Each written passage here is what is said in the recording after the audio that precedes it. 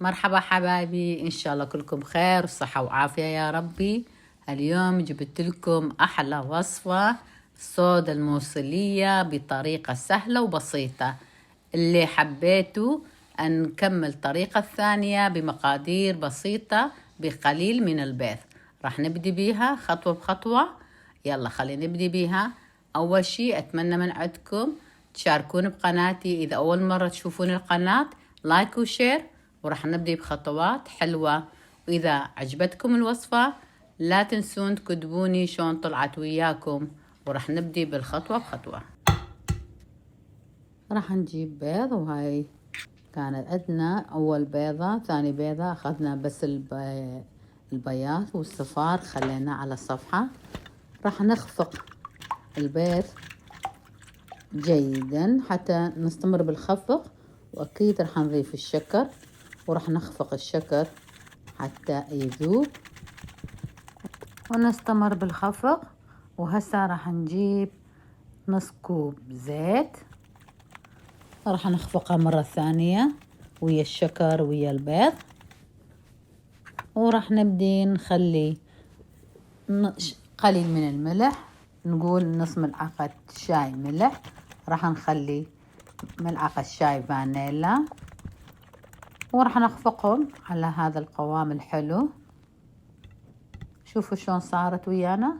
وهسه راح نجيب ملعقة أكل حليب نيدو، وراح نضيف ملعقتين أكل جوز أو أي مكسرات اللي عندكم أنتم بالبيت، وراح يصير بهذا القوام.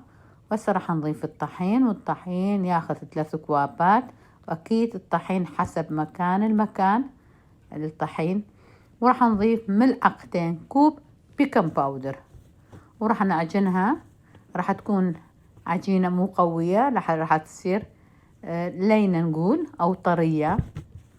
وهايدا نبدي نكمل العجن، أكيد راح تطلع أطيب صودا الموصلية. وكملنا العجن مالتها، شوفوا شلون طلعت العجينة تجنن طبعا.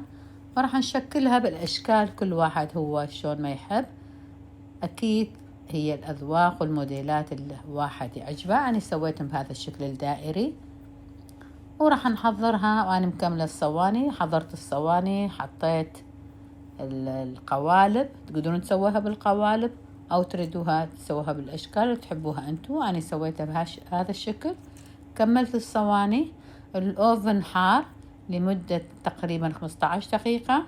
وأنا محضرة هنا صفار البيض، راح أضيف شوية خل، وراح نمسحها كل هالصواني مسح مرتب.